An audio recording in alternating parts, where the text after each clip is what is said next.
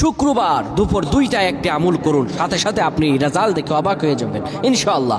শুক্রবার একটি পবিত্র দিন। আল্লাহ সুবহানাহু ওয়া তাআলা এই শুক্রবার সম্পর্কে পবিত্র কোরআনুল কারীমের 62 নম্বর সূরা আল্লাহ নাযিল করে দিয়েছেন। সুবহানাল্লাহ। আল্লাহ বলেন, ও ইমানদারেরা যারা ঈমান এনেছো, ইযা নুদিয়া লিস-সালাতি মিন ইয়াউমিল জুমআ, যখন জুমার আযানের জন্য তোমাদেরকে ডাকা হয়, ফাসআউ ইলা যিকরিল্লাহি ওয়া যারুল বাই, দুনিয়ার কাজগুলো বন্ধ করে দাও, আল্লাহর স্মরণের দিকে ধাবিত হও। আপনি শুক্রবারে যখন নামাজ পড়বেন, নামাজ পড়তে এসে আপনি আল্লাহ রাব্বুল আলামিনের কাছে চাইবেন, আল্লাহর কাছে বলবেন।